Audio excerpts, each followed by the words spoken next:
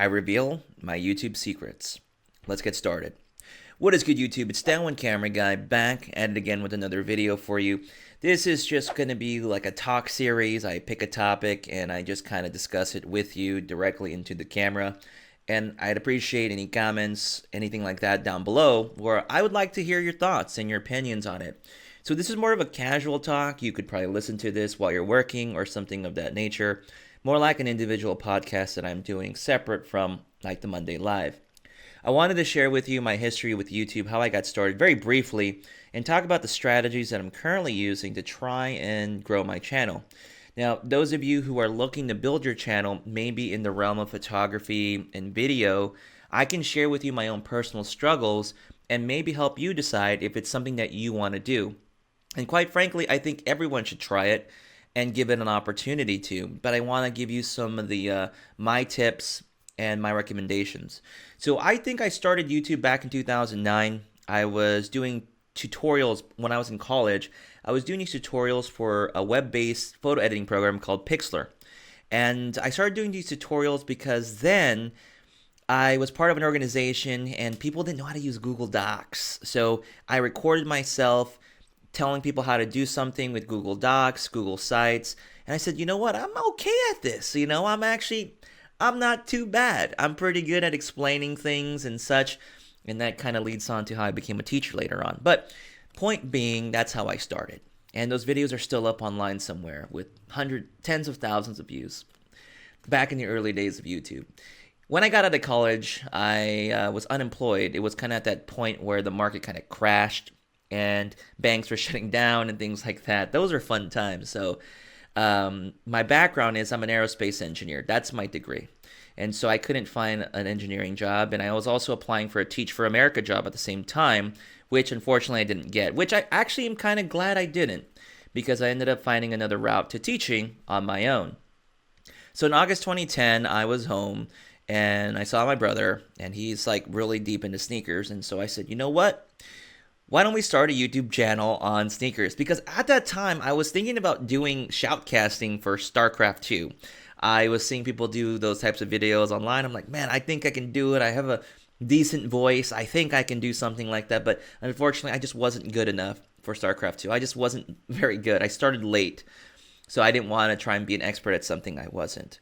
So I became the cinematographer for the YouTube channel, Restore My Sneakers. I filmed and I edited videos. My brother was the host. So I was the camera guy behind the camera, and that's how people on that channel knew who I was. I was the camera guy.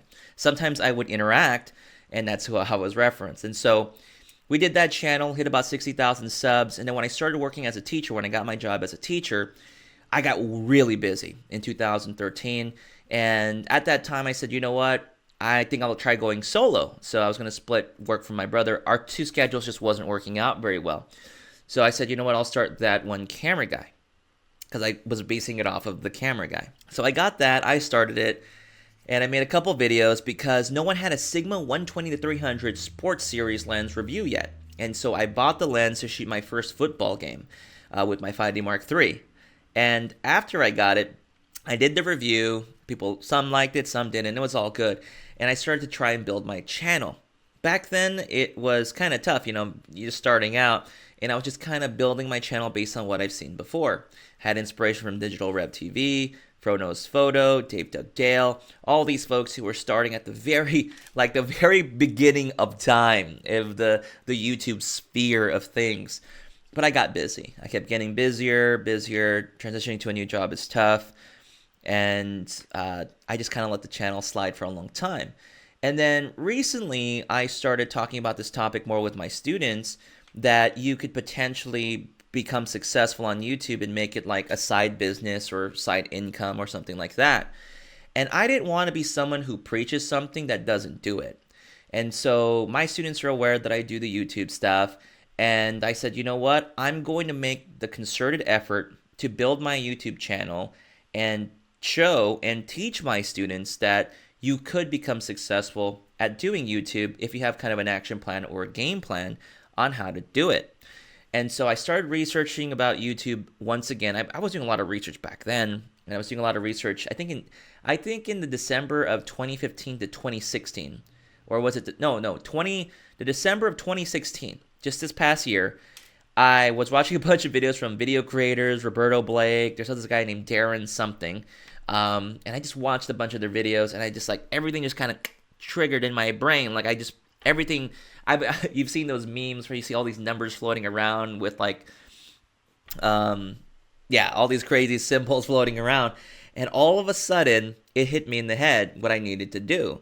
That's why I started doing daily videos in January to test it out. I wanted to see it was a proof of concept. Could I actually produce daily videos every day? And when I did that, my channel exploded in terms of growth. I was generating 100 subscribers a day. My views were going up. I was generating better monetization on YouTube. And I said, okay, if I can keep it up, then this is a proof of concept.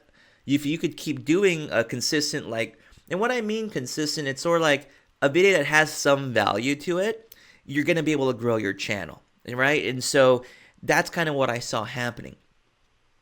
And I wanted to keep doing it. But when February hit, I realized it was impossible. Working full-time as a teacher and having so many other things on your plate makes it almost impossible to be able to produce content at that kind of scale. It really is difficult. And so my channel kind of scaled back down. So advice I want to give to people who are starting off a channel that wants to do kind of like photography and YouTube is it's really confusing, man.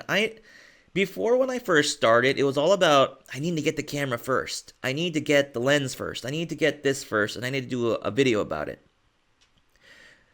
In some ways, being able to do that is a major plus. You're going to get a substantial amount of views if you do that. But it's really hard. It's not easy to get those products, and it requires money and capital. What people don't realize on my end is that I invest a lot of my own personal money into my YouTube channel. It's kind of a stupid thing, but I actually enjoy this stuff. It's like my passion. It's my hobby that I've been doing, but I actually do invest a lot of my money. Just recently, the monetization that I get is spent on, getting other items that I can use to build up the studio. So in my studio setup, let me move the camera here really quick. I have that over there. Okay, that's an Alpha 6300. I've got like an aperture monitor, which haven't been really using.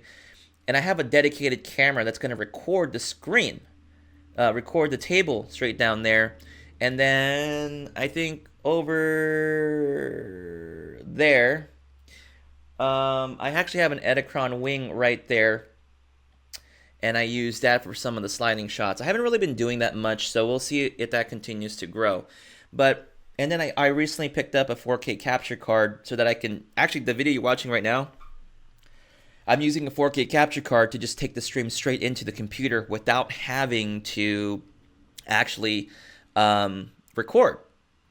I didn't even press record on the camera because I'm getting a 4K stream and my audio from this straight into my laptop, which is great. It saves me a little bit more time than normal taking the card out and all this stuff. You might not think it's a lot, but it does help out. So for example, what I would really like is to have a dedicated capture card for that camera and have that funnel and straight into my laptop.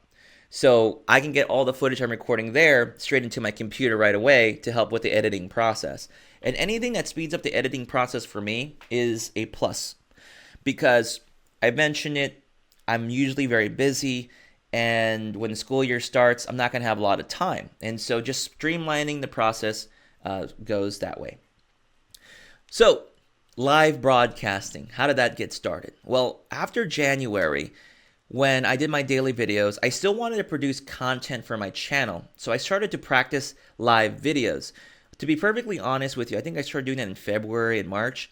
I was completely unsure of what to do. But here's the thing. When you produce content on an aggressive scale, you learn so quick. You learn so fast. Your editing gets faster. Your filming gets faster. You get smarter and quicker about how you're doing things. And that is the thing that I want people to realize, that you got to get through this mental block of, man, my video's not perfect. Nobody cares. Okay? There might be one or two trolls that care, but the majority of people will be okay as long as your audio source sounds good, your video doesn't look like a potato. People are going to enjoy the content that you're going to produce. But here's the thing. Here's the reality. Should you spend 20 hours on a video and do one video every 2 weeks, or spend 4 hours on a video and then produce 5 videos within those 2 weeks? You might be better off doing the 5 videos within those 2 weeks. Now, there are some scenarios where having a large production on one video will make sense for you. But if you're not on that scale, you're not on that level, it might not make a lot of sense to do that. And unfortunately, in the YouTube game of things, it's becoming more content. That's what YouTube likes. The YouTube algorithm, so let's talk about YouTube algorithm right now.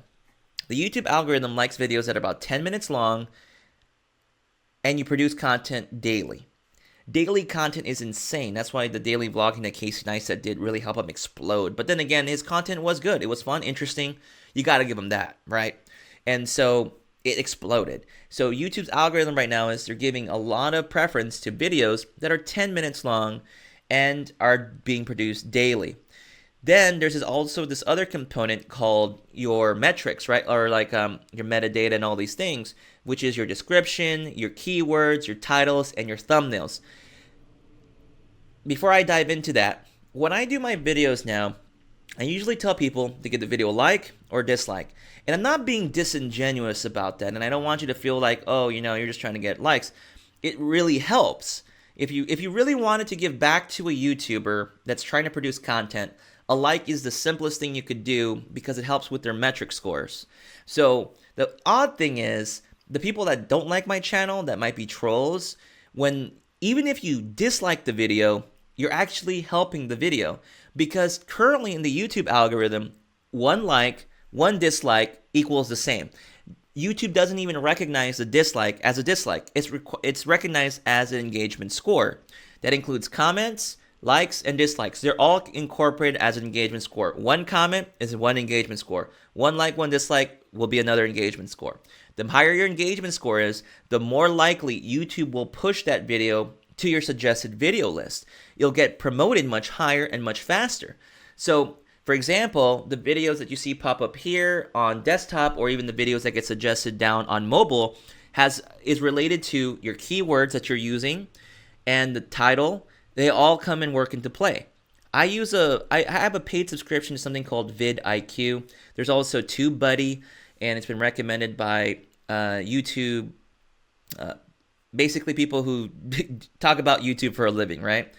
And it gives you information about what keywords you should be looking at, what keywords you should be using, what keywords are constantly being searched. For example, that was a motivation for me to get the Sony a6000, because I was doing some research and realized that thousands and thousands of people are still looking up the Sony a6000, and a lot of people have that camera. So, for example, would you want to review something that nobody really has or might even care about? That makes no sense. You're not going to hit a large target audience. Now, if you're just starting, you might want to do those obscure reviews because nobody's looking them up. You'll build a smaller audience to start off. But that's kind of where it's at right now. Another thing is, I'll give you kind of the reasoning why I decided to run with Sony. First of all, I'll tell you right now, Sony cameras work really well for what I do. Hybrid cameras, video, photos, really good. That's kind of where I'm at. People keep telling me, oh, well, why don't you get Canon? I'm like, I still have my Canon stuff. I still have all of that stuff with me. Okay, I'm almost at the point where I might sell them soon because Sony's going to be releasing some really big items, and I need the funds to do it. I just don't have unlimited capital for me to be able to do it, and I'm obviously not generating enough revenue through YouTube to do it. So that's that. I think I was talking about YouTube algorithm. So hopefully you understand that at least. Likes, dislikes, it's all okay. Comments are good. But I don't mean to say like, oh, they're not genuine. Like, I do want to know what's going on. And at times I'm like, the comments help me because people always assume I use the camera one way, right? There's thousands and thousands of people out there that use their cameras a different way. And I like to know that. So that's really big for me. But if you're starting a channel and you're really building your channel, try to engage your community. Try to engage the people that are in your channel to really interact with you. And yeah, it's shameless sometimes when it seems like you're asking for a like or a dislike or subscribe, but you might as well ask. If you don't ask, you never know. Okay, so if they find the content has value, they'll help you out. All right, let's talk about monetization now. YouTube monetization and such. You don't make a lot of money. through YouTube monetization. I'll tell you that. For the amount of work and time that I personally put into it, I don't really make a lot of money in the grand scheme of things. It's like a fraction of what I would make in my regular job. So to be perfectly honest with you, I'm doing this with a lot of intent and dedication to be able to continually produce videos. I don't know about you, but I've seen YouTube channels, people who might have produced really good content, and that was 3 years ago, right? But they stopped producing videos. It's not easy to make a YouTube channel, folks. And the YouTubers that are still alive today know that reality. It is not easy. It's a grind. It's a marathon. You keep pulling at it. You keep fighting through it every single day. The trolls go after you and everything else, and you deal with it constantly forever. And so that's it. And that's the kind of the funny thing is, when I had the Sony A9 overheating videos come out, people are saying, oh, you're just doing these videos for views and subscribers. I'm like, the last time I checked, a YouTuber makes a video because you want people to watch it. Now, they think I was being disingenuous about it. I was very frustrated with the cameras because if you've seen my other videos, I own a lot of Sony cameras, and they've overheated on me. Whether some people don't believe me or not, that's up to you. I've shown the evidence as best as I can, and you can put your head in the sand about it, whatever. But I own a lot of them. The skin is in the game. Is that how you say this? Your skin is in the game? I'm in the game.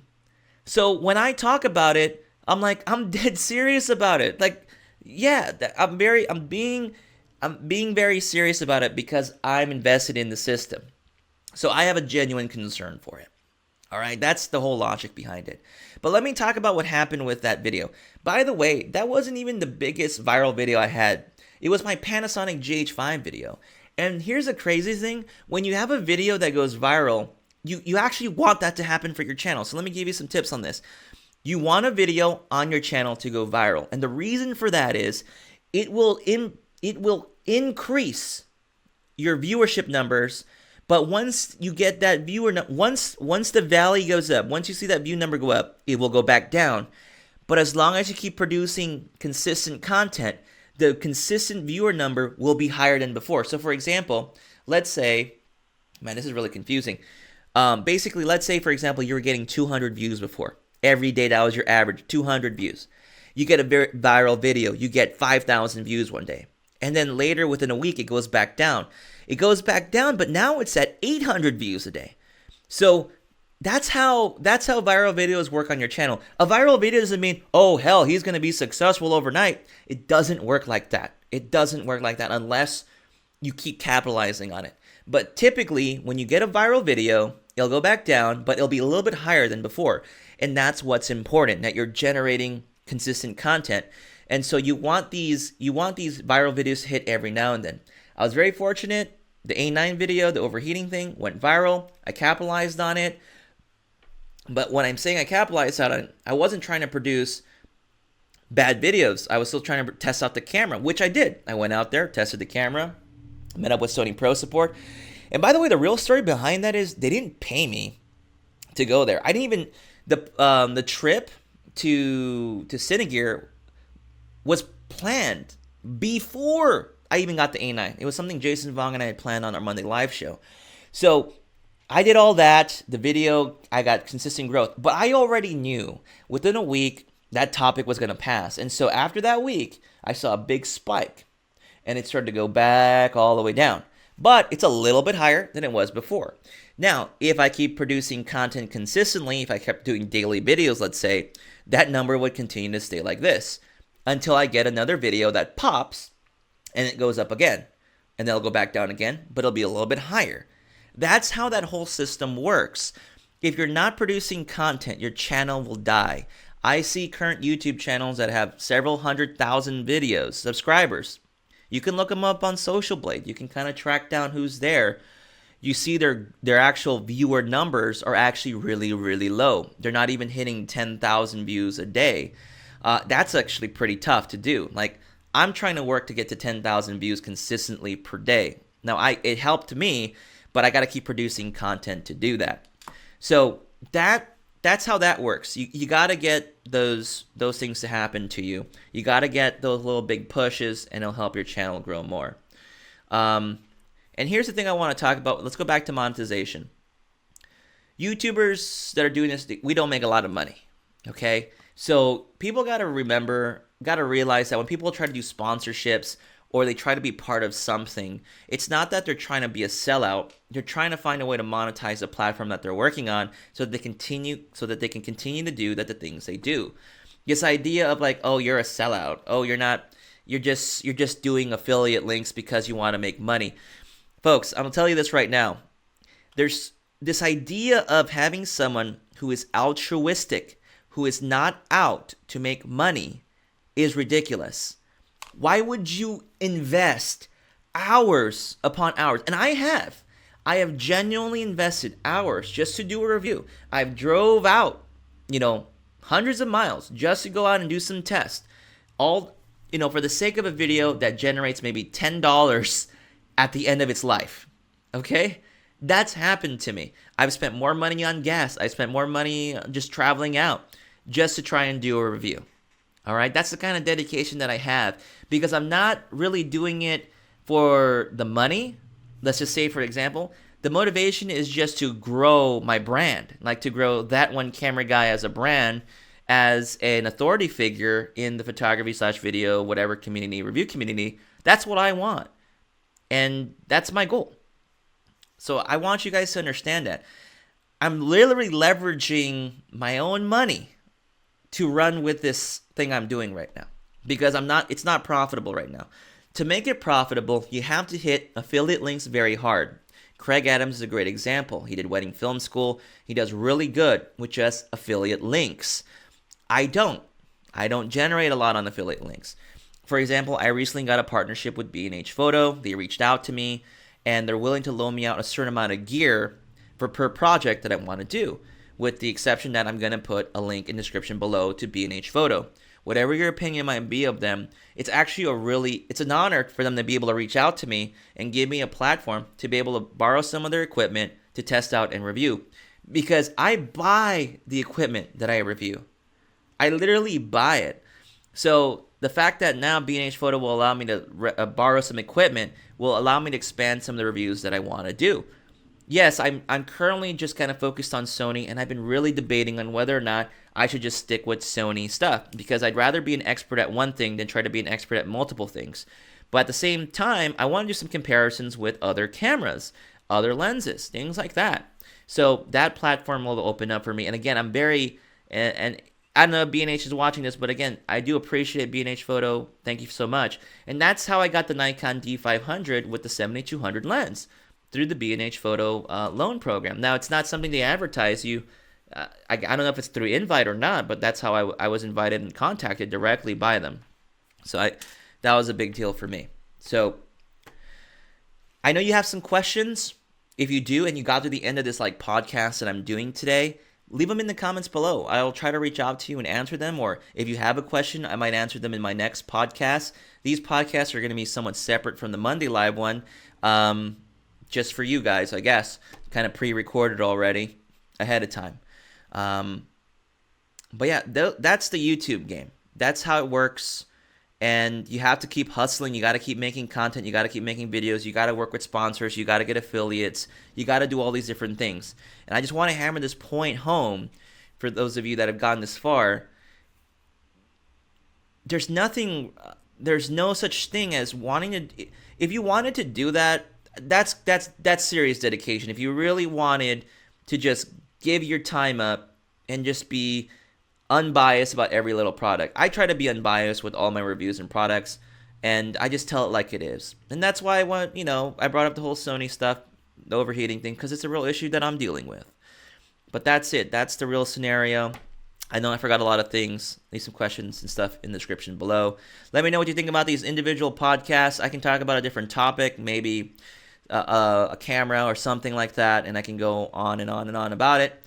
And it's tough kind of do this one take kind of deal, but we'll see how it goes. Folks, if you did like this video, you know why I'm asking you for a like. If you disliked it, you know why I'm asking you for a dislike. You already know the origin for that. Subscribe if you've just recently gone into my channel, and check out any other videos that I already have. And with that said, I'm your host, That1Cameraguy, and I'll catch you on the next video. Bye.